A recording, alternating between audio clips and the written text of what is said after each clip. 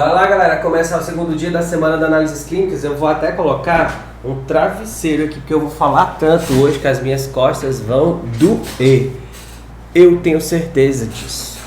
Então, já vou até me aconchegar aqui e sugiro que você faça o mesmo. Pessoal, boa noite. Sejam todos muito bem-vindos ao segundo dia da semana da análises clínicas. Hoje a gente vai desvendar a microbiologia com foco nas infecções hospitalares. Vocês já sabem o quanto que esse tema é importante, então já pega sua água, a minha já tá aqui, pega a sua água, deixa eu só arrumar aqui o microfone, pega a sua água, pega o seu... Tá funcionando o microfone. Pega a sua água, pega o seu caderno, já faz suas anotações, porque você precisa se concentrar ao máximo para que você possa aprender juntinho. A gente vai aprender muita coisa hoje sobre as infecções hospitalares. Vamos lá! Antes de começar a nossa aula propriamente dita, eu queria muito que você organizasse, assim como eu fiz aqui, ó, agora, ó. Não posso dormir, não pode dormir não na aula, tá, gente? Quem dormir... Vai, eu vou te falar, quem dormir não sei não, hein? Seguinte, ó, hoje a gente vai falar sobre as infecções hospitalares, a gente vai introduzir o assunto, vai introduzir especialmente a parte das infecções, das resistências, e infecção hospitalar e resistência aos antimicrobianos tem tudo a ver, a gente vai falar muito sobre isso ainda hoje aqui, e eu queria que você se concentrasse para que você possa pensar um pouquinho o quanto que você, enquanto profissional, pode atuar para evitar esse tipo de situação. Porque a resistência aos antimicrobianos é algo tão normal e está ficando tão banal que quem sabe pensar, quem sabe raciocinar para evitar esse tipo de situação tem ganhado destaque, tem sido melhor visto e automaticamente tem escolhido melhores locais para trabalhar, tá? E eu tô falando isso por quê? Porque eu tenho algumas experiências que eu posso até compartilhar com vocês com calma depois. Para quem perdeu na segunda, para quem perdeu na segunda, a gente falou sobre, a gente introduziu a semana, a gente falou um pouquinho das infecções urinárias, com foco na identificação, falou um pouquinho da importância de se classificar as infecções, e eu trouxe as infecções urinárias, por quê? Porque as infecções urinárias elas são muito frequentes na comunidade, então eu ajudei o pessoal que tem laboratório de rua, digamos assim, né? Mas hoje eu vou ajudar o pessoal que trabalha em ambiente hospitalar, eu vou ajudar o pessoal que deseja trabalhar em ambiente hospitalar, beleza? Então, se você perdeu a aula passada, eu sugiro que depois dessa aula você assista a aula passada, porque ela foi muito legal, a gente falou bastante coisa sobre o assunto aqui, tá bom? Hoje a gente vai dar andamento com as infecções hospitalares e o risco de resistência. Lembrando que a gente não vai falar diretamente sobre os mecanismos de resistência, porque são assuntos muito profundos que a gente pode até discutir, por exemplo, num outro evento, num outro momento. Neste momento aqui, a gente vai falar especificamente sobre as infecções e sobre o risco que elas trazem. Outra coisa que é muito legal de vocês saberem, se você ainda não viu isso ainda, no nosso evento, quando vocês se inscreveram, nós não falamos sobre certificado em nenhum momento. E lá no Instagram eu falei exaustivamente. Então assim, muitas pessoas têm perguntado, vai ter certificado? Vai ter certificado? Sinceramente eu não vou mais responder, porque a pergunta ela é muito repetitiva e eu quero muito que você esqueça essa história de certificado. Se certificado fosse tão importante assim, tinha muita gente garantindo ótimas vagas. E o que eu quero aqui não é que você pense que certificado não é importante, ele é, e você vai ter o seu se você for participar da nossa mentoria, se você for nosso aluno lá no futuro. E aí sim você vai ter um certificado de peso. O que eu quero dizer é o seguinte, não foca somente na burocracia da comprovação de que você esteve aqui.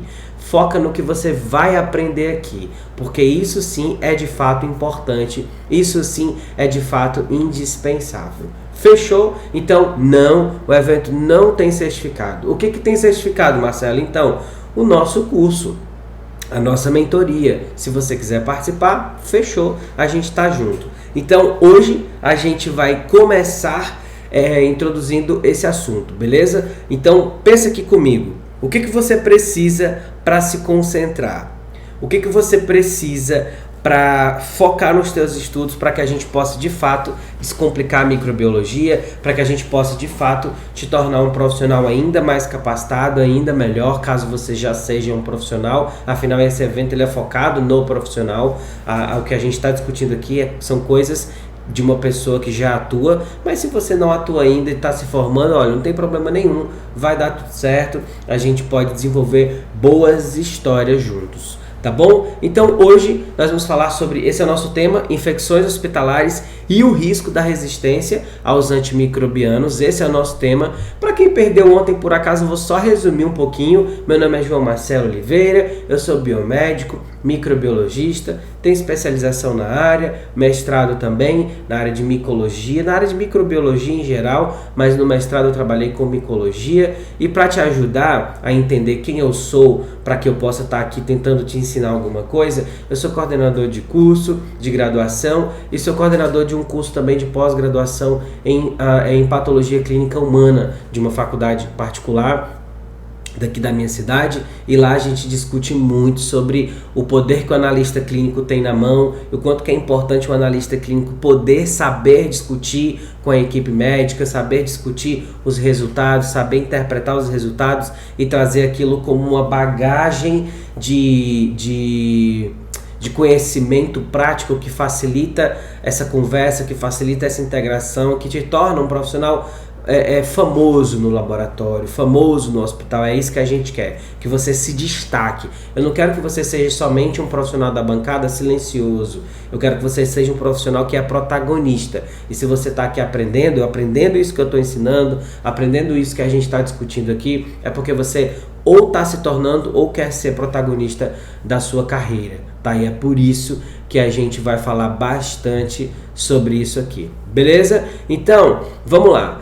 Para começar, eu queria que você visse que a trajetória do nosso evento, ela circunda 3 dias. A gente falou na segunda sobre a microbiologia e as infecções urinárias. Hoje, quarta-feira, dia 21, a gente está falando sobre as infecções hospitalares. E amanhã, quinta-feira, a gente vai falar especificamente sobre o oportunismo e as infecções fúngicas, tanto em ambiente da comunidade quanto no hospitalar. Mas amanhã, gente, amanhã vai ser bom demais. Eu amo bacteriologia, eu adoro o mundo bacteriano, mas eu vou contar para vocês uma coisa, minha paixão pelos fungos, ela sempre foi, sempre será indiscutível quando comparado à paixão pelas bactérias. Por que eu falo isso, né?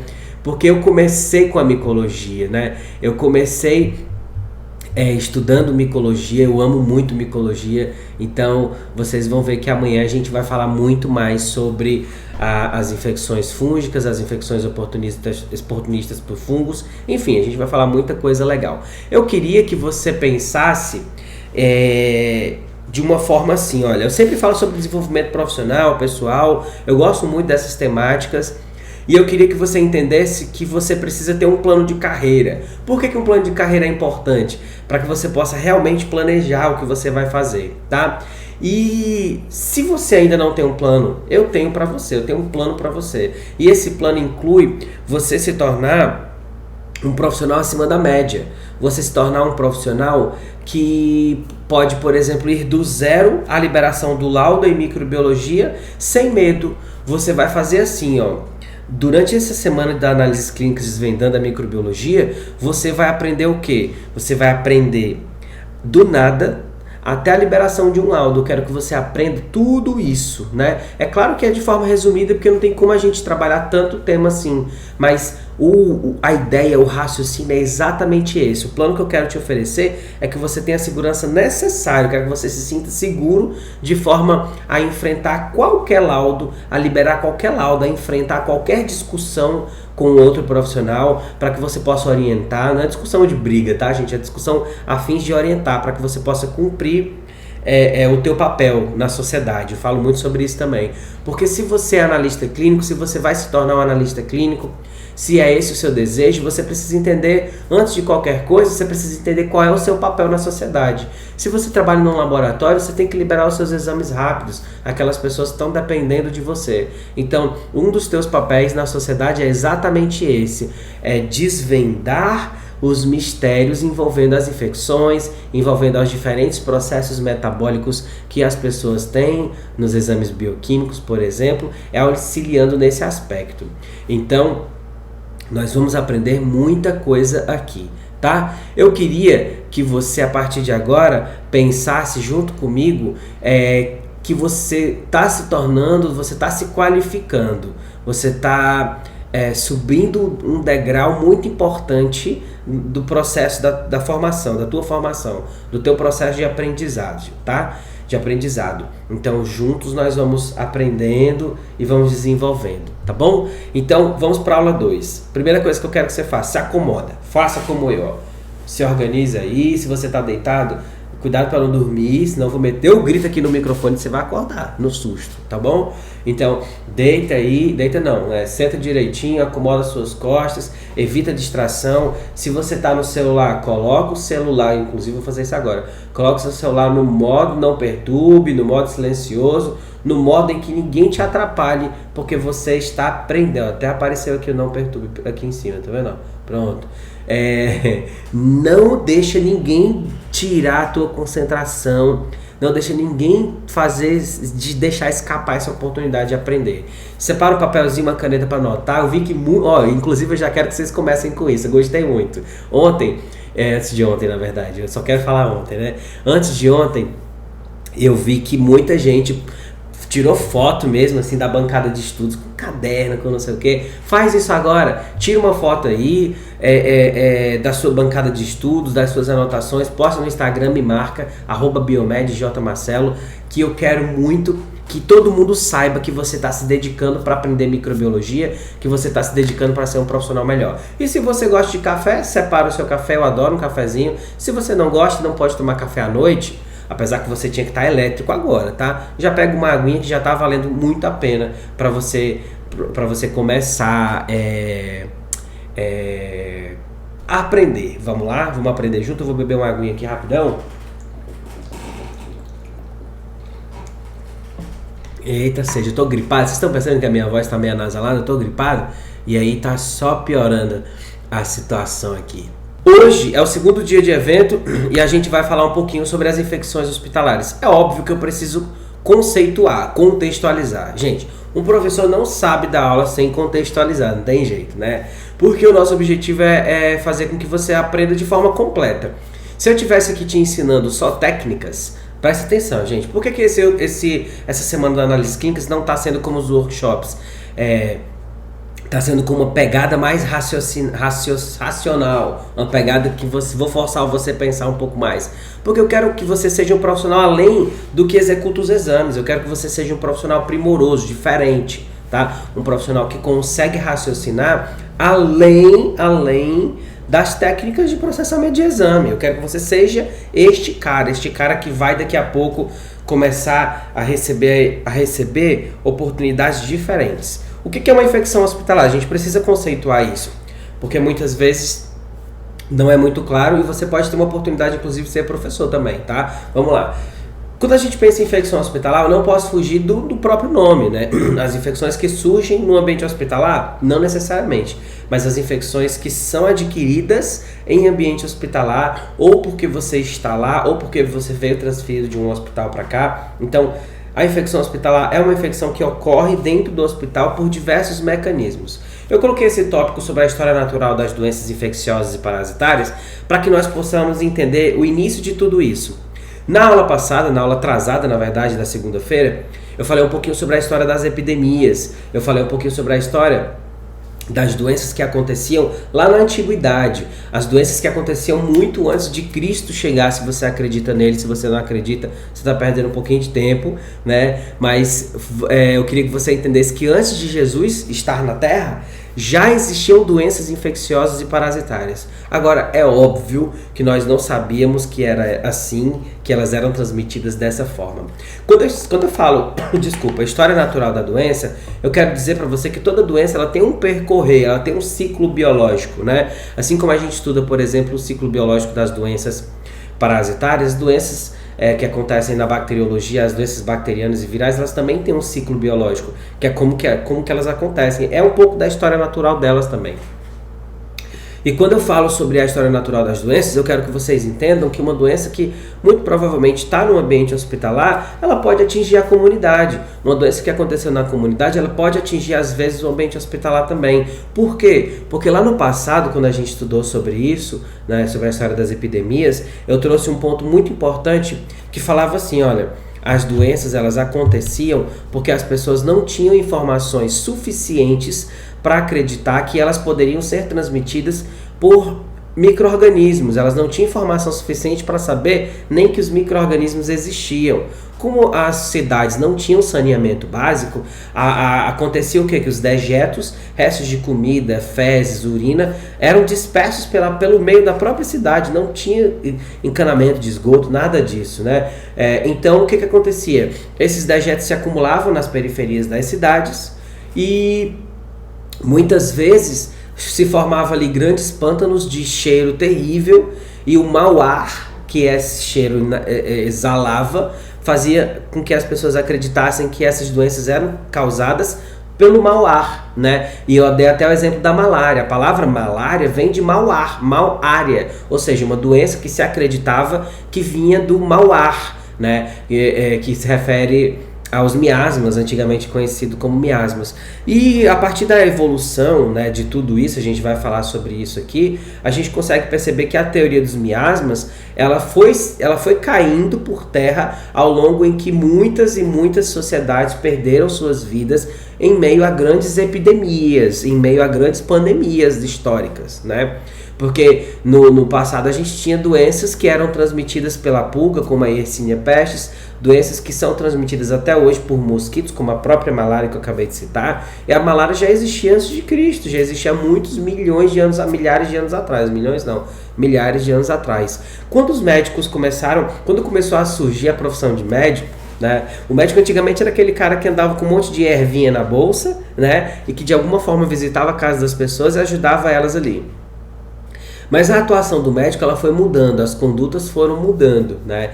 Então os médicos eles tomaram a ter condutas de acordo com o avanço das tecnologias e de acordo com a medicina baseada em evidências. O que é isso? É o médico começar a compreender o ambiente que ele vive, que ele está, os pacientes que ele atendeu, a história desses pacientes e tirar uma média dessas informações, tirar um aprendizado sobre aquilo. E não somente sobre o que ele viu, mas sobre o que um colega médico viu, sobre o que um livro que foi publicado trouxe de orientação e de informação. Então a gente começa a perceber que o avanço das tecnologias foram fundamentais para isso. Que avanço que você está citando, Marcelo? A própria descoberta dos micro-organismos é um tipo de avanço na medicina. A própria elaboração de equipamentos médicos é um avanço na história da medicina.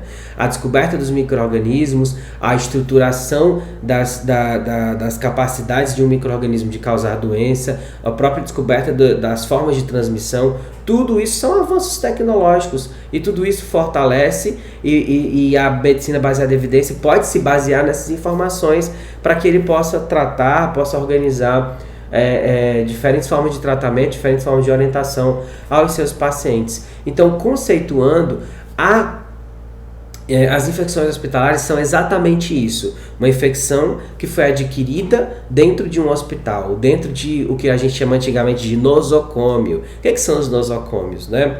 Lembra de doença nosocomial, que é a doença que vem do ambiente hospitalar? Nosocômio era o nome dos hospitais na antiguidade, né? Que eram locais dedicados ao cuidar de saúde das pessoas. E naquela época os médicos eles não tinham as informações sobre higiene. Então, por exemplo, o mesmo médico que estava fazendo uma perícia, não, porque essa não era aplicado dessa forma, mas, por exemplo, um paciente morreu e esse médico estava fazendo autópsia, né? Então, automaticamente ele estava pegando no sangue de um paciente que já morreu.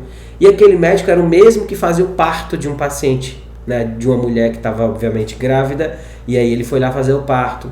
Era o mesmo médico que ia fazer uma cirurgia, era o mesmo médico, então ele não trocava de luva, ele simplesmente, literalmente, como um açougueiro que limpa a mão aqui, ó, no seu avental, antigamente fazia-se muito isso, né? Hoje a gente sabe que as questões de higiene mudaram muito, mas assim, como no passado, o médico simplesmente limpava aqui, ó, as mãos no seu avental, né? E ia para o próximo paciente, não tinha higienização de mãos, não tinha álcool, não tinha substâncias degermantes, como a gente tem hoje. Então, a evolução, os avanços da tecnologia trouxe o entendimento de como evitar as infecções hospitalares, mas nós ainda não conseguimos. Nós ainda não somos tão suficientes assim para conseguir eliminar os riscos e eliminar as mais variadas formas de infecção hospitalar. Vou trazer exemplos sobre isso lá na frente.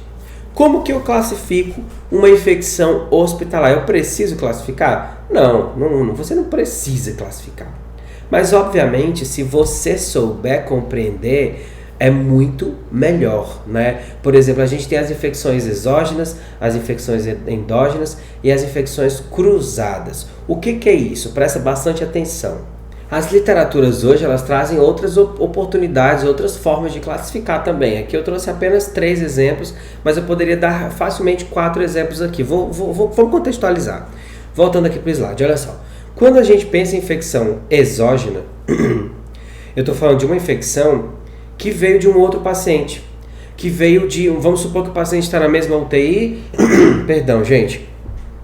Eu estou com um paciente na UTI, e aí o profissional fez a manipulação desses pacientes, fez algum procedimento, colocou um catéter, fez a limpeza, deu banho no paciente e tal. E aí esse paciente, esse profissional trouxe a microbiota ou trouxe algum micro-organismo de um paciente para o outro. Essa é a infecção exógena, ou seja, não tem nada a ver com aquele paciente, aquele micro-organismo está ali de forma transitória, está fazendo parte da minha microbiota de forma transitória e que pode estar causando infecção. Nesse caso aqui, no contexto, está causando. Existem as infecções endógenas também. Por exemplo, aquele paciente está tomando muito antibiótico, está fazendo muita antibiótico terapia, e aí durante o banho, ou então até mesmo sem informação, sem saber, ele tomou banho, não fez a limpeza adequada, ou então fez suas necessidades fisiológicas e acabou pegando em algum acesso, alguma coisa assim, e ali ele introduziu um patógeno, que é dele, um micro-organismo, não necessariamente um patógeno, né? Que é dele, mas que agora ele não era daquela região. Por exemplo, ele fez suas necessidades fisiológicas, acabou não fazendo a higienização das mãos direitinho, e aí pegou no acesso para fechar, para abrir, para fazer qualquer coisa. E aí ele fez o quê? Ele introduziu basicamente um micro-organismo que não era dali, obviamente, no acesso, ou então em qualquer outro local, na ocular, nas mucosas, em qualquer lugar, tá? E isso acontece muito em pacientes com imunodepressão, com alguma situação que deixa a imunidade dele mais baixinha.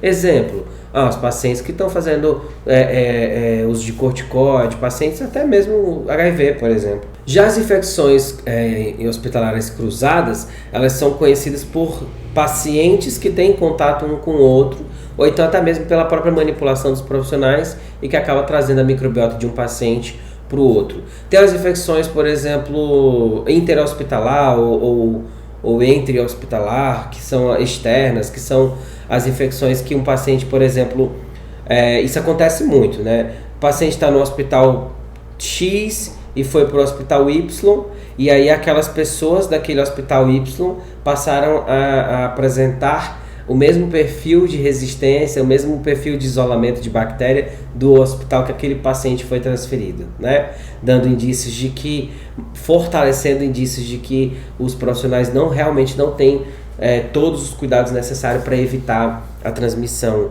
desses micro-organismos. Como que a gente, enquanto profissional, pode identificar esse tipo de infecção? Isso aqui é muito legal entender, porque não necessariamente você, enquanto analista clínico, vai precisar identificar essa infecção, mas você lida com a possibilidade dessa infecção. Então, é importante você entender assim, como que eu vou identificar isso? Ficando de olho no paciente, ficando de olho nos sinais clínicos, se atentando aos equipamentos e os suportes usados, a forma como os profissionais manipulam, porque às vezes você pode ser chamado para esclarecer. Por exemplo, você está dizendo aqui que essas infecções são isso aqui está dando indícios para a gente, mas como que a gente pode treinar os nossos profissionais para que eles evitem isso? Então você precisa saber que os profissionais, por mais que eles não vejam os micro-organismos, isso acontece muitas vezes por descrença, porque, por exemplo, Para um profissional de enfermagem que nunca viu uma bactéria no microscópio entender o que você quer dizer, é muito difícil, né? Especialmente se ele for inexperiente. Se ele for um pouco mais experiente, ele vai ter aquilo na prática, ele vai ter sofrido com aquilo já, né? É claro que não é para todo mundo, não é todo profissional de enfermagem que é assim não, estou só dando exemplo aleatório.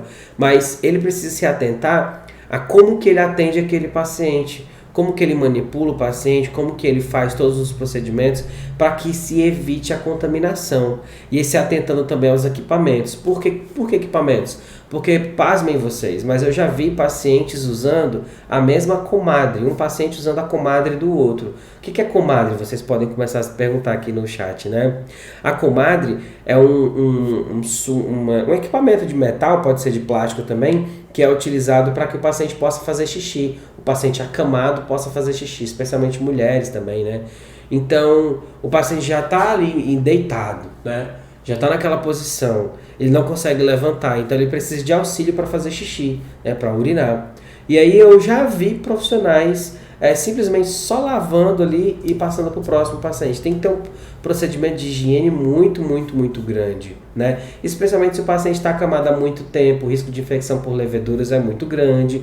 Até mesmo se ele está acamado por muito tempo, ele talvez não esteja fazendo a higiene anal da forma que deveria. Por quê? Porque ele tem que defecar. Então, às vezes, ele está fazendo de forma não muito adequada. Tá bom? Então a gente precisa ficar atento a formas de como essas infecções são transmitidas, especialmente quando a gente já sabe que bactéria a gente está falando. Se eu estiver falando, por exemplo, de uma enterobactéria, que é comum, obviamente, né, nas fezes, que está nas fezes, a gente precisa ficar atento a isso, tá bom? Eu trouxe um contextozinho básico sobre a complexidade e conturbada epidemiologia das infecções hospitalares. Por que ela é complexa e por que ela é conturbada? Porque você dificilmente vai achar dados tão confortáveis sobre isso, né? Que dados confortáveis são esses, né? São as histórias. Por exemplo, um hospital da cidade de São Paulo liberou um relatório informando que o tantos por cento de superbactérias tem atingido os pacientes do UTI e tal. Tudo bem, só que aquilo ali não necessariamente se aplica a outras regiões. Isso é complexo, isso é conturbado, porque a mídia traz essas informações para a gente e acaba abordando isso de uma forma deixando a desejar, né? Então olha essa matéria aqui, ó. Superbactérias matarão uma pessoa a cada 3 segundos em 2050. Isso aqui foi baseado num relatório, né, da OMS. Até 2050, mais de 10 milhões de mortes serão causadas por bactérias resistentes aos antimicrobianos, aos antibióticos. E aqui ele nem está falando de infecção fúngica, ele está falando realmente só de infecções bacterianas. Isso acontece por quê, gente? Nós sofremos todos os dias com vários problemas relacionados a isso. Os alimentos que a gente come, a gente corre o risco de ter algum tipo de antimicrobiano. A água que a gente bebe, a gente corre o risco de que tem alguma coisa aqui, porque dependendo de como é feito o tratamento da água, de onde são descartados os medicamentos. Tem gente que descarta antibiótico na pia, o resto do antibiótico que sobrou, ou antibiótico vencido acaba descartando ali na pia. E isso, aos poucos, vai fazendo parte da nossa composição corporal, né? Vai fazendo parte da água que compõe o nosso corpo. Essa água com antibióticos, né? E mesmo que em quantidades infinitamente pequenas, daqui a pouco vai começar a fazer parte da composição da água do meu corpo, né? Por quê? Por conta do descarte inadequado, né? Por conta das formas inadequadas de descartar esses antibióticos. E se fosse só esse o problema, seria até que bom, mas o grande problema está na prescrição, né? A prescrição de antimicrobianos tem sido um grande desafio para os médicos. Uma hora o médico entende muito bem, alguns médicos entendem muito bem da necessidade de prescrever os antibióticos corretamente e faz isso da forma correta, e outra hora às vezes acaba não se atentando às possibilidades de outras infecções e às vezes por querer resolver logo o problema do paciente, acaba não solicitando a cultura e fazendo o tratamento por experiência, o que é válido, 100% válido, porém ele pode se deparar com uma falha terapêutica e se deparar com uma possibilidade no futuro de resistência. E ainda mais ao fato da venda ainda hoje de antibióticos sem prescrição, sem controle direitinho. Ah, Marcelo, o que você está falando é muito grave. Eu sei, né? Eu sei, já fui em farmácias que o pessoal falou, se estiver precisando de um antibióticozinho, qualquer coisa, é só falar comigo aqui, sabe? Eu não sei de onde eles acham esses antibióticos, eu não sei quais são as formas que eles fazem para poder vender isso sem receita, mas que acontece, tá? Não vamos cair nessa onda, né? O que esse relatório da OMS fala demais, né? Ele fala muita coisa legal, ele traz muita coisa que, sinceramente, não é novidade, mas a gente precisa ficar atento. Sabe por quê? Porque a gente tem um ranking, infelizmente, de causas de morte no mundo, né? Por exemplo, o câncer mata 8,2 milhões de pessoas no mundo. Até 2050, essas são as projeções. A cólera tem um número minimamente aqui expressivo, a diabetes 1,5 milhões, né, as doenças diarreicas, várias outras doenças, o próprio tétano está listado aqui, tá? Mas olha o alarme desse gráfico, né? Ele fala assim, olha, 10 milhões, a projeção é que 10 milhões de pessoas no mundo morram, venham a óbito por conta da resistência aos antimicrobianos em 2050. Essa é uma projeção muito grave. Essa é uma projeção baseada na prática médica no mundo inteiro. É uma prescrição literal do que vai acontecer, na 90% de chances disso acontecer, caso nós não tomemos cuidado. Não adianta falar assim, em 2049 a gente vai começar a trabalhar para evitar isso. Não, é agora, é ontem. É na primeira aula, né? Hoje não, tá? Porque isso aqui é muito sério, muito sério. Porque quando a gente pensa na causa das mortes, a gente não está pensando somente na resistência em si, mas a gente está pensando assim, olha, será que até lá novos antibióticos surgirão? Será que até lá novos patógenos emergentes não aparecerão? Será que até lá outra epidemia não vai acontecer ao ponto de ter esse número ser adiantado? Porque na pandemia pelo Covid-19 nós tivemos os antibióticos de forma extremamente desenfreada. Isso pode adiantar esse processo, pode acelerar. 2050 pode ser 2040, tá? A gente precisa ficar atento a isso aqui. Esse é um gráfico da distribuição, né, do mundo, né, com relação ao uso dos antibióticos por ano e, na verdade, com relação à resistência dos antibióticos por ano. Olha a Ásia, o quanto que eles têm mortes relacionadas à resistência aos antimicrobianos por ano, tá? 4.730.000, gente. Esse continente, os japoneses, os chineses, os tailandeses especialmente, eles não têm um controle muito grande da venda de antimicrobianos. Não tem. Então, o risco que eles têm de causar um grande colapso é enorme, porque eles não têm controle do uso dos antimicrobianos. Eles não têm controle sobre o uso dos antimicrobianos. É comum você comprar antimicrobiano em qualquer lugar. Não tem controle da venda em muitos países asiáticos, tá? A África, que sofre, dentre outros enormes problemas, sofre com isso também. Não é novidade, né? A África sofre com surtos localizados do ébola ou ebola, sofre com surtos não localizados generalizados de malária, sorte de surtos distribuídos de várias outras doenças infecciosas e parasitárias. E olha a quantidade, gente, 4.150.000. É um número muito alto. A Europa já traz um número um pouco menor, o controle já é um pouco maior. Os Estados Unidos também já é um pouco maior o controle. Na América do Sul, Estados Unidos não, né, mas na América do Norte em geral. Já na América do Sul, né, especialmente no Brasil, falando do Brasil, porque se a gente faz um estudo da América do Sul inteira, o Brasil vai ser responsável por um número muito grande de número de dados de pacientes, porque o tamanho do Brasil é enorme, é o maior país que nós temos aqui na nossa parte, né, nessa parte do continente. Então, Olha a quantidade de casos. Por exemplo, teve um estudo sobre criptococose, que foi feito em 2017, eu não lembro mais, que ele foi feito com 400 e tantos números de amostras e 400 era do Brasil. O resto era distribuído entre todos os outros países. Olha o quanto que o Brasil tem significado, tem peso nos dados epidemiológicos, tá? Então, assim, 392 milhões aqui é o risco. A gente precisa ficar atento a isso também. Olha o quanto que nós vamos gastar com tratamento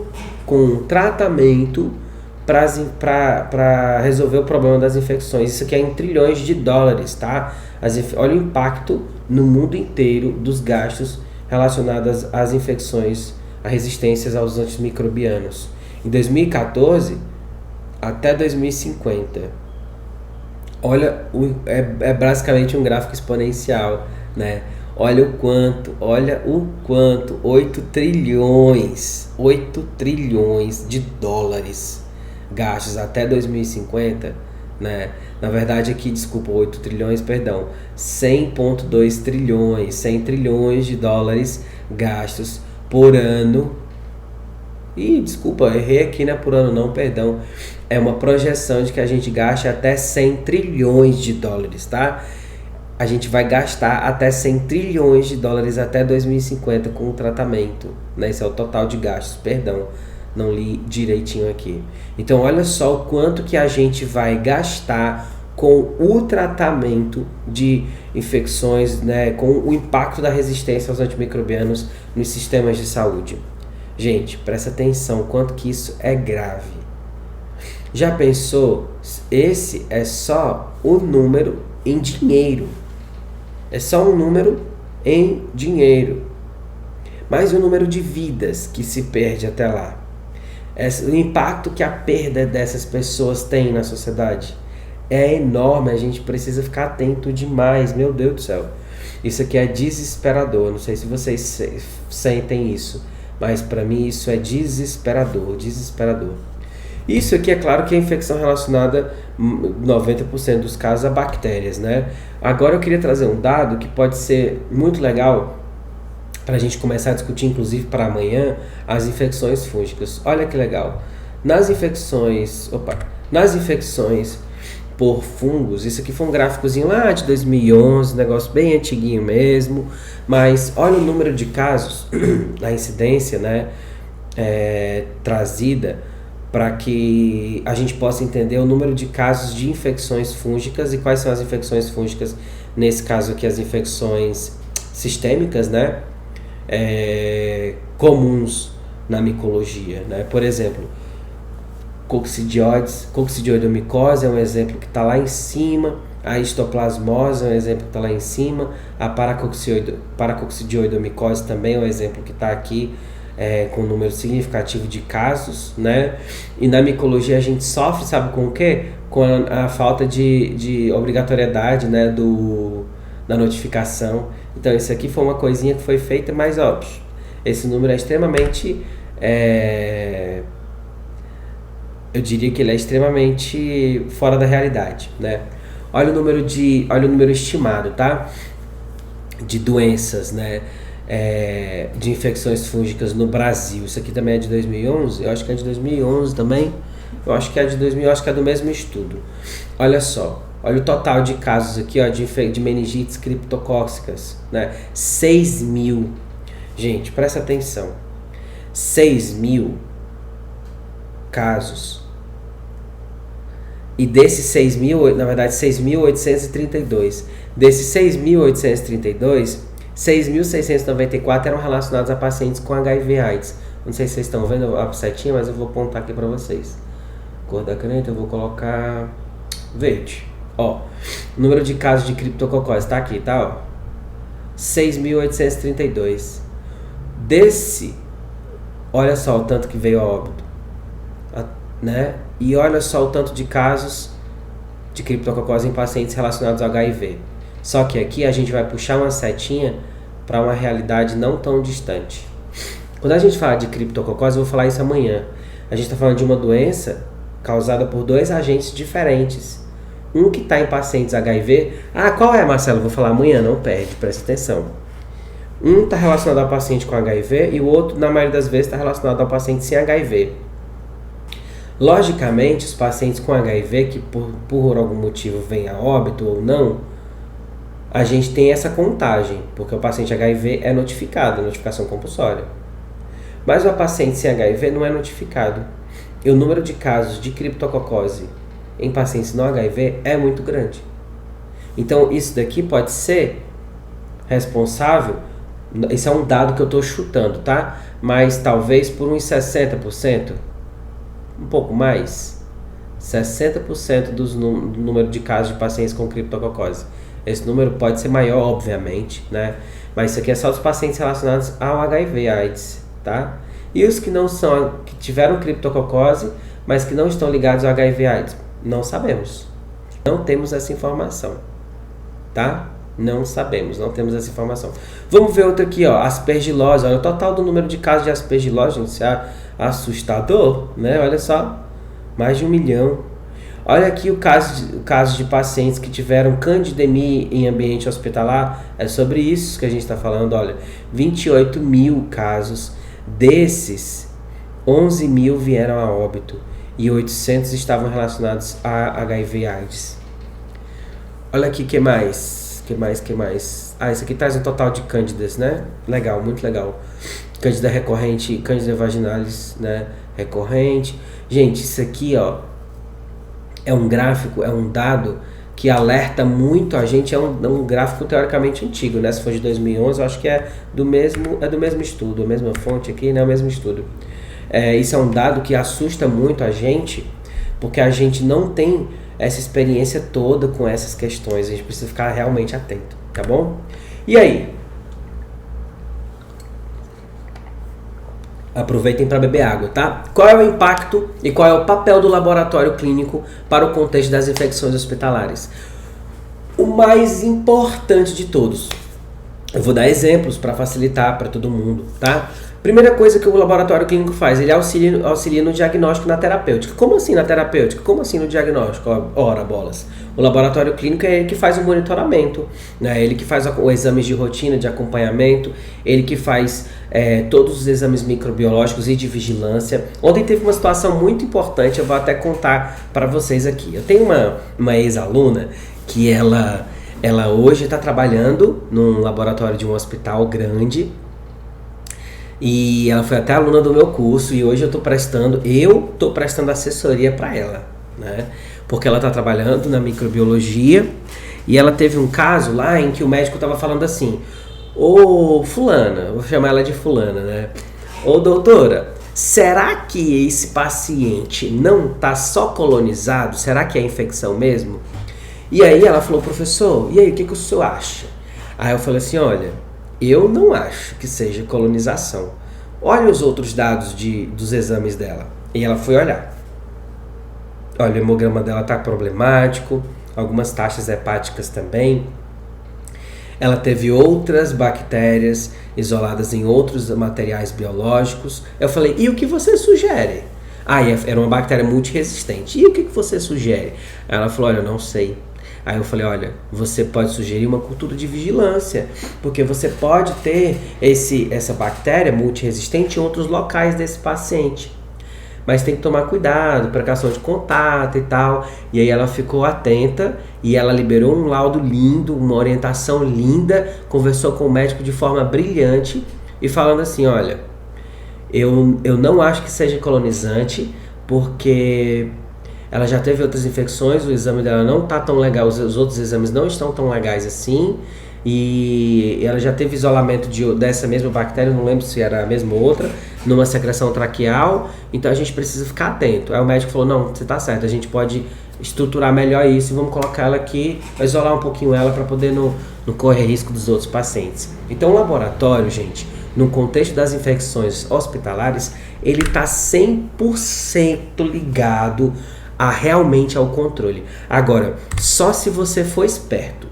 Porque se você for aquele profissional que vai lá só para fazer o plantão rapidinho, você saiu, pegou seu dinheiro e foi embora, não funciona muito bem, porque a equipe do laboratório, do hospital muitas vezes é fixa, né? O diretor da UTI e tal. Então esses profissionais querem confiar mais no laboratório, mas eles acabam não confiando porque um dia tem um profissional super qualificado, no outro dia tem um profissional que não sabe de nada, que só faz a liberação dos exames. E a gente precisa ficar atento a isso, tá?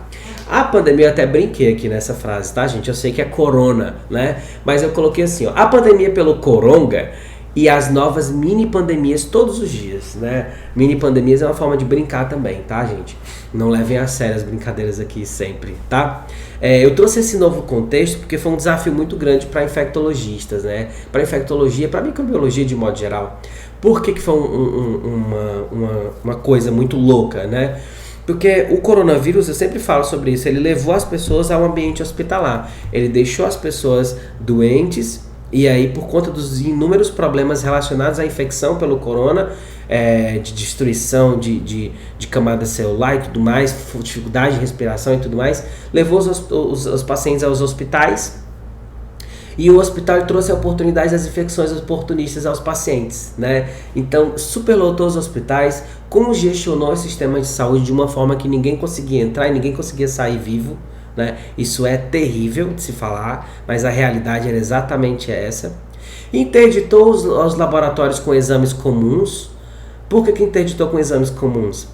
Porque no início da pandemia o médico não sabia o que poderia monitorar. Aos poucos é que foi aprendendo. Opa, então peraí, o paciente com essas características tem geralmente PCR alta, PCR tem a ver com isso aqui. Ah, ok, legal.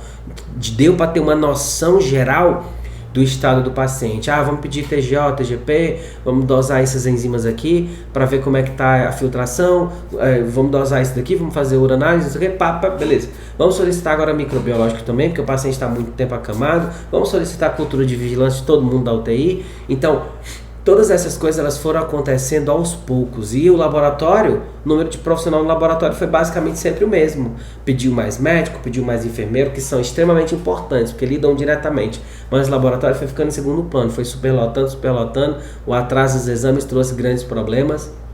E no fim dessas histórias, os pacientes iam ficando mais tempo nos hospitais, tá? Não por conta da demora dos exames, mas por questões clínicas propriamente ditas. E a exposição desses pacientes a inúmeros medicamentos, como corticoides, por exemplo, deprime o sistema imunológico, as condições físicas dos hospitais não são lá essas coisas, e o risco das infecções oportunistas, como candidíases, candidoses, aspergilose, né? A aspergilose pulmonar foi um grande estouro. A própria mucormicose, para quem não sabe, eu vou falar sobre isso amanhã, tá? Não, gente, pelo amor de Deus, não perca a aula de amanhã, não, eu tô falando sério. Não perca a aula de amanhã, não, porque eu tô falando aqui já tô querendo adiantar o assunto. Ó, se você perder a aula de amanhã, eu vou cortar a amizade com você. Porque você não faz ideia do quanto que os fungos são... Eu vou ficar calado, vou continuar minha aula, vamos embora, ó. O uso dos antimicrobianos na comunidade, no ambiente hospitalar, foi uma grande loucura, né? Porque deu start a guerra, a busca pela cloroquina, a busca pelos antibióticos, né, teoricamente funcionais para o Covid. E aí fez o quê? O uso prolongado, aumento da resistência. Levou os alunos, ó. Levou o paciente para mais rápido ainda para dentro do hospital, fazendo com que ele fosse já com problemas relacionados à resistência.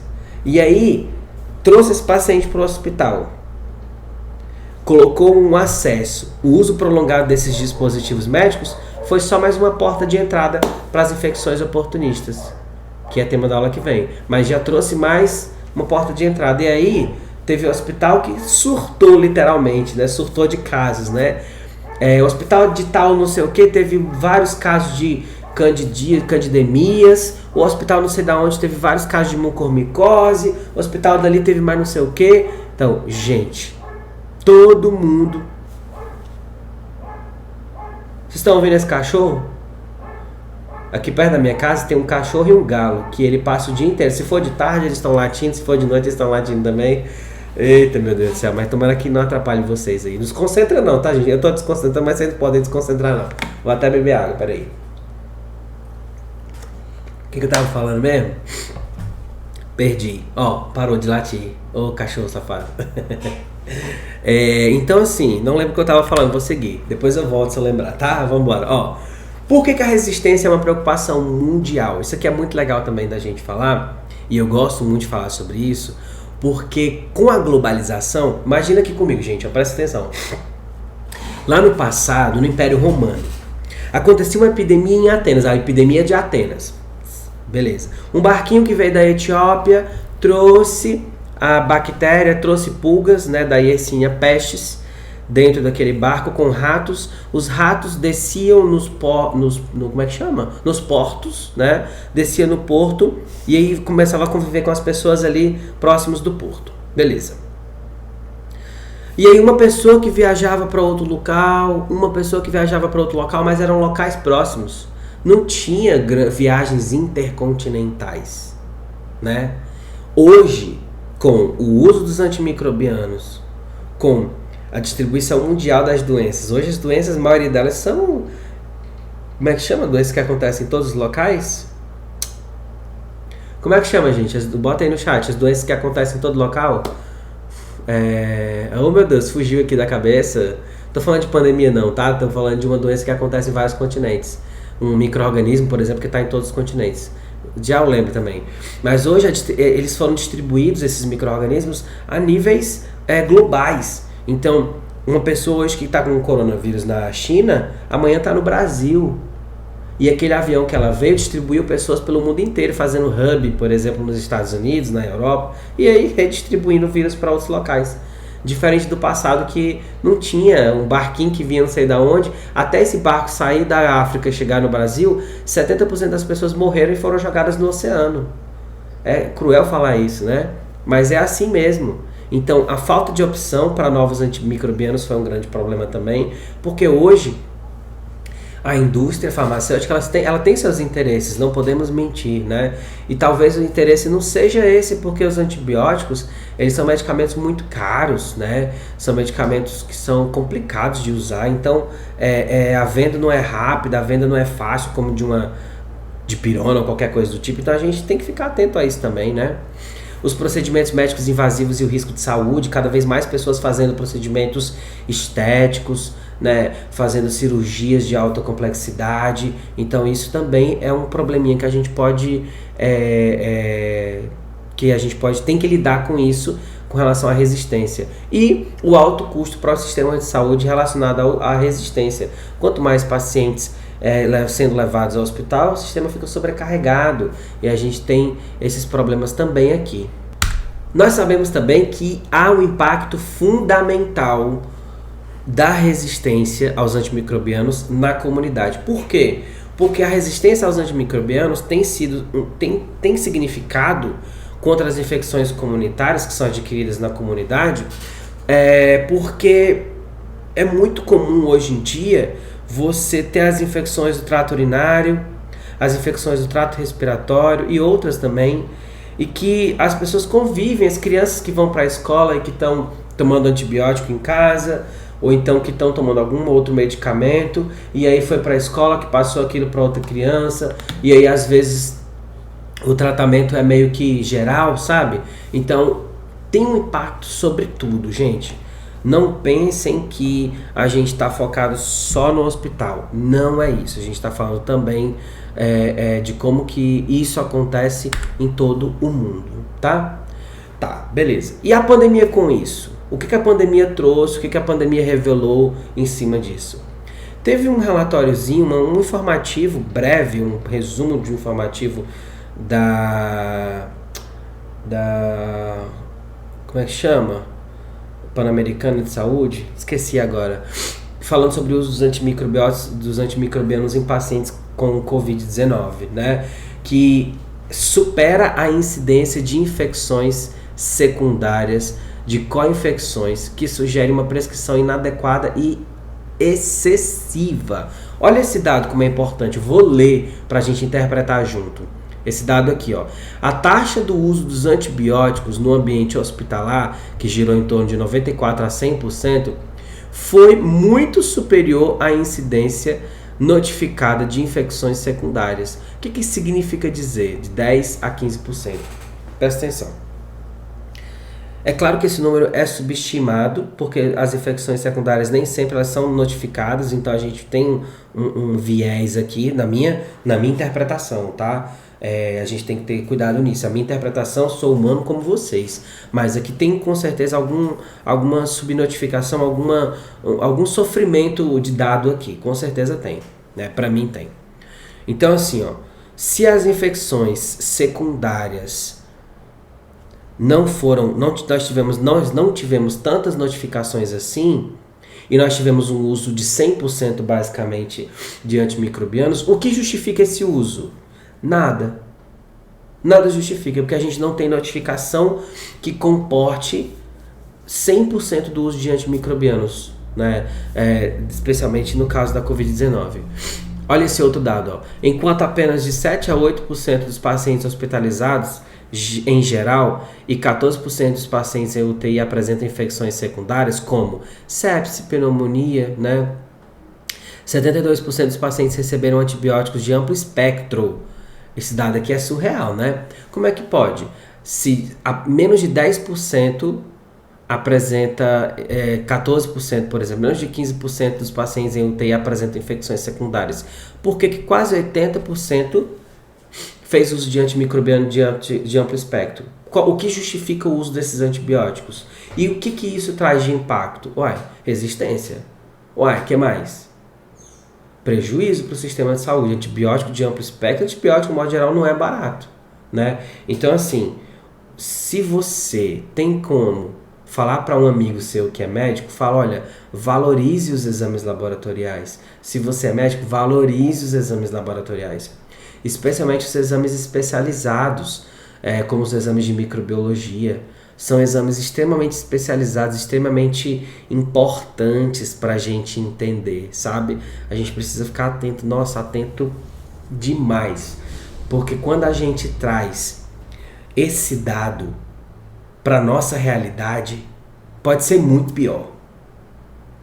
E na maioria das vezes porque a gente está inserido num processo de hospitalização de tudo, um processo hospitalocêntrico que a gente chama, que tudo tem que ser resolvido no hospital.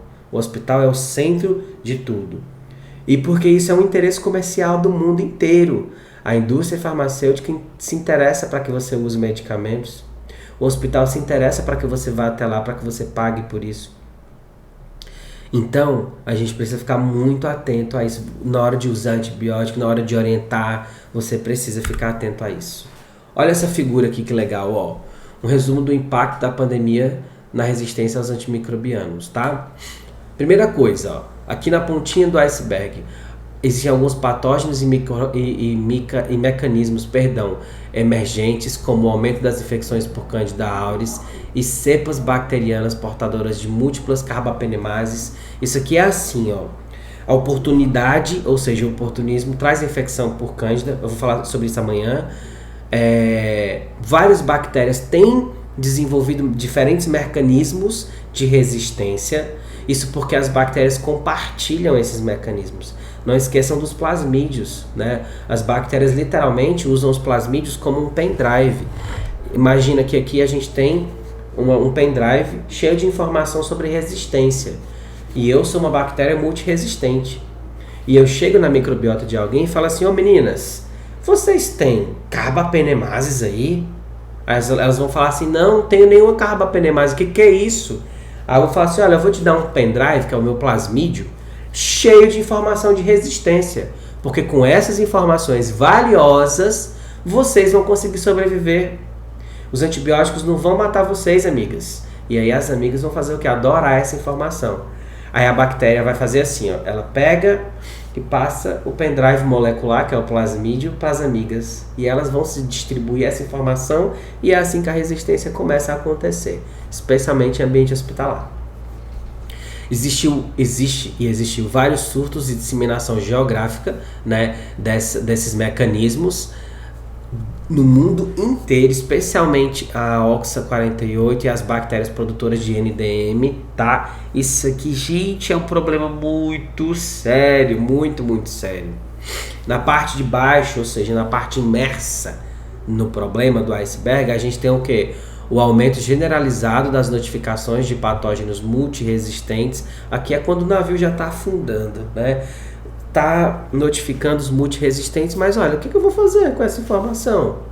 Não tem muito o que ser feito, né? É evitar maiores problemas ainda. E o aumento do ônus, que foi o que eu mostrei lá em 2050, com mais de 100 trilhões acumulados de gastos para tratar esse monte de infecção multiresistente. Esse outro gráfico é um gráfico argentino, ele traz dados bem significantes de 5 anos mais ou menos, já incluiu a pandemia, né? Porque 2020 já tinha pandemia, eu não sei de que mês que é, mas assustadoramente em 2020 teve um aumento muito grande aqui, ó. E de quem? Ah, pronto, tinha que ser Klebsiella pneumoniae, né? Klebsiella pneumoniae. O que esse gráfico diz? Ele fala a porcentagem do número de casos de bactérias não suscetíveis ao imipenem, que é um carbapenem, né?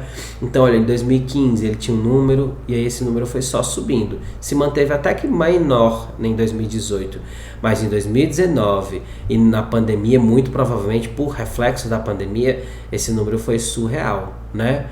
Engraçado que Escherichia coli apareceu logo aqui embaixo. O número lá os dados para isolamento de Escherichia coli é um pouco diferente do que os nossos, né? Mas está aqui um gráfico que também pode se refletir na nossa realidade, na realidade brasileira. Isso aqui foram alguns dados que eu trouxe de um relatório de Brasília, um relatório publicado por eles, né? Esqueci o nome do órgão agora, mas é do Distrito Federal, que fala sobre a prevalência de micro-organismos notificados como agentes etiológicos dessas infecções de corrente sanguínea, né, em pacientes de UTI adulto, tá? Então, olha quem é o primeiro, mais frequente aqui, a Klebsiella pneumoniae, errei aqui no risco, né? Logo depois, Staphylococcus coagulase negativa tem sido muito isolado. Engraçado, não é engraçado não, assim, esperado, né? Porque teoricamente são aqueles estafilococos que você não conseguiu definir o gênero da espécie, né? Então, Staphylococcus aureus vem logo depois. Olha a Cândida aqui subindo na escada da oportunidade, né? Gente, fungo é complicado, porque fungo ele não tem mecanismo de resistência transmitido por plasmídio, como a gente vê nas bactérias. Mas vou falar sobre isso amanhã, gente. Não dá não. Vou estender demais isso aqui. Pseudomonas aeruginosa, Acinetobacter, Enterococcus. Eita, Enterococcus está aqui, ó. E é um problema seríssimo. Outras enterobactérias, Serrácea está aqui também, Enterobacter, Escherichia coli, Stenotropomonas maltophilia, extremamente difícil de identificar para quem não tem muita experiência. E Burkholderia cepacia, né? O complexo Burkholderia cepacia aqui trazendo um número ainda menorzinho, mas significativo. Olha a distribuição dos micro-organismos notificados por grandes grupos, né? Ó, os cocos cadê? Que qual é essa? Os crocos gram-negativos, os bacilos gram-negativos, né? Os gram-negativos em geral, que aqui vai incluir enterobactérias e não fermentadores, as cândidas 9% e quase 40% aqui são os gram-positivos, aí entra Staphylococcus, Streptococcus também, mas talvez aqui não tenha muito dado sobre eles, sobre os strepto. Olha a proporção de amostras de cândida, eu vou falar sobre isso também, né? Ó. Olha esse dado aqui, ó, cândida albicans 40%, cândida não albicans 60%. Isso aqui, gente, cândida não albicans é muito legal de se falar, porque aqui, gente, pode ser tanta cândida cruzi, glabrata, guillermon, tropicalis, cruzi, auris. Ixi, tem muita cândida que pode estar aqui dentro mascarada e a gente não sabe, tá? Não saber identificar cândida é um perigo. Aqui tem as resistências à oxacilina pelos Staphylococcus aureus, os famosos MARSA, né? Olha esse número, 37% em 2015 e em 2019 38%, ó, baixou quase nada. Os enterococcus resistentes à vancomicina, isso aqui é um perigo, ainda bem que teve um declínio significativo demais, de quase 20% para menos de 5%, é um dado muito bom. Aqui são as Klebsielas, ó, as Klebsiella pneumoniae, a Serrácea, curioso esse dado de Serrácea, porque ele manteve aqui um pouquinho. A Escherichia coli vem vem com um dado também bem pequenininho, porque ela é muito comum em infecções isoladas, infecções da comunidade, né? No infecções hospitalares ele existe, mas o número não é tão grande assim. Enterobacter, né? Vem se destacando aqui um dado bem curioso, e outras enterobactérias que vai incluir Citrobacter, até no hospital não é muito frequente, mas vai incluir, por exemplo, Enterobacter já está aqui, Citrobacter, Escherichia coli já está aqui também, já está aqui, outras Klebsielas, vai incluir Salmonella, vai incluir Proteus especialmente, né? E aí, para a gente finalizar esses gráficos, eu trouxe aqui esses dados relacionados à resistência aos carbapenêmicos em bactérias gram-negativas, né, em bacilos gram-negativos, não fermentadores. Estou falando de não fermentadores, ou seja, mais comum, acineto e pseudo, né? Poderia ser também steno, né? Mas não é o caso aqui. Acineto e pseudo são os mais comuns. Opa! Freada de carro aqui na rua. E aí a gente tem o que? Acinetobacter com um número extremamente significativo. Olha só isso. 90%, tudo acima de 90% dos isolados, eles apresentavam algum tipo de resistência a algum carbapenêmico. Não fala qual aqui, mas algum carbapenêmico, tá? E as pseudomonas todas acima de 60. Acima de 60, 59. Vamos colocar uma média de 65 aqui. Resistente aos carbapenêmicos. E aqui também resistente à polimixina, né? De basicamente fermentadores e não fermentadores, né? Acineto e pseudo são fermentadores, Enterobacter, Klebsiella e Escherichia coli são fermentadores, e acineto e pseudo não fermentadores de glicose. Então, olha esse gráfico, como ele traz um dado curioso a respeito disso, tá? E polimixina, gente, né? Que opção de tratamento que a gente tem daqui a pouco? Nenhuma, né? Basicamente, nenhuma. Aqui, é o mesmo gráfico, só repetir, foi mal. Bem, eu trouxe agora um momento de reflexão pra gente aqui, tá? Beba uma água. Queria saber se vocês estão gostando, gente. Tá legal? Queria muito saber se tá legal. E comenta aqui pra mim, pra eu saber. Vocês estão animados, estão gostando de como tá sendo apresentado. Eu queria que vocês comentassem sobre o que a gente está conversando, para eu saber se vocês estão conseguindo entender, se está ficando claro. Se não, deixa uma sugestão aí que eu vou dar uma lida já, tá? E eu queria fazer uma pergunta, eu queria que vocês respondessem. Como que você acredita que você pode contribuir para esse cenário devastador? Comenta para mim, por favor, faz um textinho. Olha, eu acredito que eu posso contribuir dessa forma. Se eu fosse analista clínico de um hospital que tem esse tipo de problema, eu agiria dessa forma para resolver as situações. Ou não, eu quero ser pesquisador para resolver dessa forma. Como que você acha que você pode contribuir para resolver essa situação? Coloca a tua reflexão aqui nos comentários para eu poder dar uma lida e tentar entender as situações de vocês, para a gente poder aprender junto. Junto com isso, eu queria que você colocasse as suas perspectivas profissionais para o futuro. Como que você se vê, por exemplo, daqui 1 ano, 2 anos, menos até? Como que você se vê daqui a pouco podendo estar no local da minha aluna que está dentro de um hospital que tem todos esses problemas juntos e misturados? E aí eu faço uma pergunta para que você pense comigo assim, ó. O quanto que eu estou preparado para fazer parte de uma equipe de valor? Quanto que eu estou preparado para fazer parte de uma equipe que sofre com isso e que pede com que eu ajude eles, sabe? Qual o seu poder de discussão? Qual é o teu poder de discussão?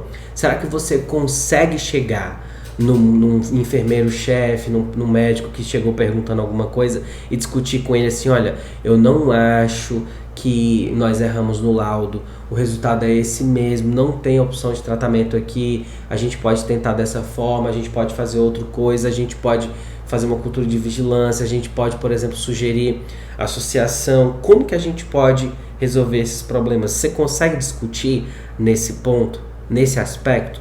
Queria muito que vocês passassem a pensar desse jeito. E eu queria que você me dissesse quanto que vale o teu conhecimento e como você pode contribuir para melhorar o diagnóstico dos seus pacientes. Gente, eu não sei se eu conseguiria colocar um valor no meu conhecimento, viu? Não sei. Ó, onde você está nessa jornada? Se você pudesse pensar comigo assim, olha, onde você está nesse mar dominado por micro-organismos, tá? Vamos começar de baixo para cima? Vamos começar de quem está afundado. Você se identifica, mas não precisa colocar aqui nos comentários, não. Só se identifica com isso e repensa. Você é aquele eterno estudante de pós-graduação que não atua? Quem é essa pessoa? Aquele cara que só pensa em fazer pós-graduação. Ah, eu preciso fazer essa pós, eu preciso fazer aquela pós, eu preciso fazer mais uma ali, outra lá, parará. Mas nunca pensa em fazer um estágio, nunca pensa em entrar no mercado de trabalho. Você pode ser também aquele profissional que está acordando para começar a corrida da decolagem. Que decolagem é essa? Rumo ao teu sucesso, tá?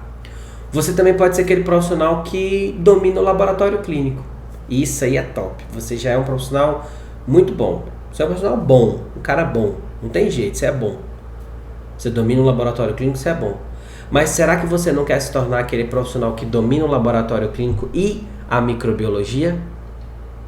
Porque se você domina o laboratório clínico e a microbiologia às vezes é um laboratório à parte. É um cara selecionado. Tem vaga de mercado de trabalho que fala assim, olha, queremos um analista clínico com experiência em microbiologia. Pré-requisito, saber microbiologia. Desejado, conhecimento em práticas microbiológicas. Você quer ser esse analista clínico que domina a microbiologia? Essa é a minha pergunta. Amanhã eu vou te contar. Como que a gente pode fazer isso de uma forma juntos, mais seguro. Pegando a sua mão, vou pegar na sua mão aqui, ó. A gente vai junto decolar nesse processo de aprendizado. A gente vai junto compreender todos esses processos, beleza? Prestem atenção, gente, tem um recado muito importante agora. Vamos lá, presta atenção. Você já começou a mudar a sua percepção sobre a microbiologia, porque eu sei que essa aula de hoje teve impacto na sua vida, eu tenho certeza absoluta. E eu te apresentei uma microbiologia muito prática. Embora eu não tenha levado você para o laboratório, como eu fiz vários outros workshops, mas nessa semana da análises clínicas eu quis trazer você para uma vivência profissional, tá? O relatório clínico da vida real você encontra aqui. Porque o laboratório clínico não é só aqueles exames que você sabe fazer. Gente, desculpa, eu não estou querendo ofender ninguém. Mas se você faz um monte de exame, tudo certinho, tudo bem feito, perfeito, você é um excelente executor. Mas na hora de escolher um profissional para liderar, talvez você não seja uma boa opção. Você é um ótimo liderado. Mas líder, cabeça, talvez você não seja. Mas isso são habilidades que você pode conquistar. Tá bom? Isso são habilidades que você pode conquistar.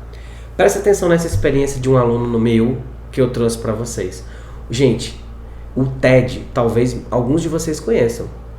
Ele é biomédico, acupunturista, mestre, doutor. O cara está trabalhando no setor de bacteriologia do LACEN da Bahia e sentiu necessidade de fazer o meu curso de bacteriologia. E por isso ele falou assim, cara, o curso é muito prático, realmente é muito prático. Eu falei, Ted, faz um depoimento para mim. Aí ele fez, presta atenção.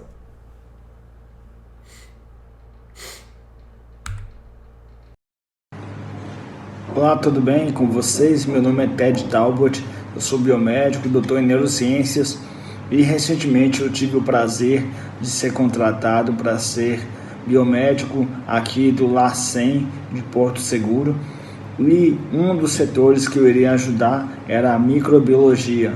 Na minha época da graduação, a minha formação não foi tão boa assim em microbiologia, eu não gostava tanto, mas ao ter um desafio eu decidi estudar de novo.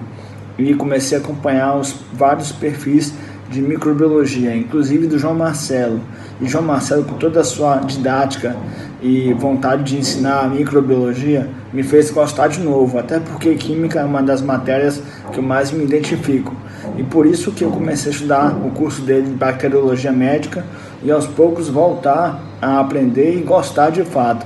Então eu recomendo a você, em qualquer especialidade, a aprender sempre, se atualizar com quem de fato sabe o assunto e sabe passar da melhor forma possível. Por isso que eu escolhi fazer esse curso do João Marcelo aí, um grande microbiologista que tem muito para compartilhar sobre microbiologia médica e micologia também.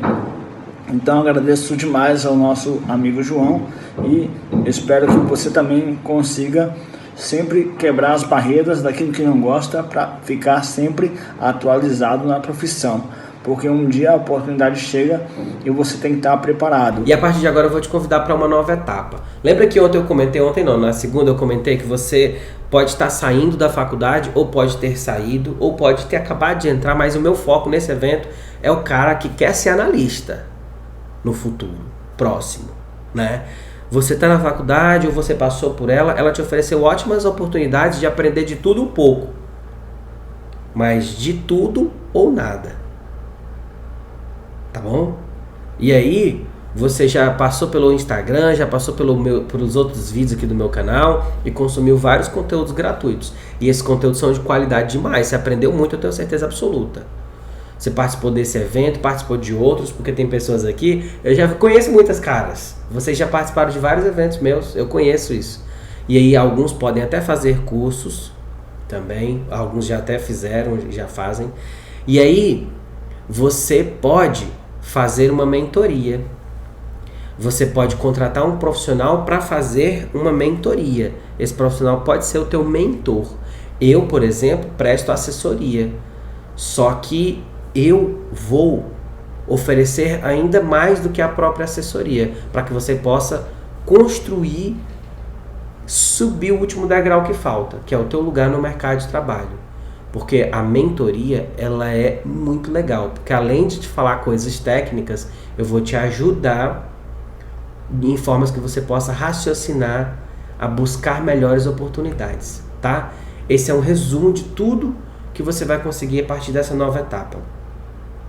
Se qualificando, se tornando um profissional melhor, é óbvio que você vai ter maiores chances de buscar uma melhor vaga no mercado de trabalho. Isso não é brincadeira.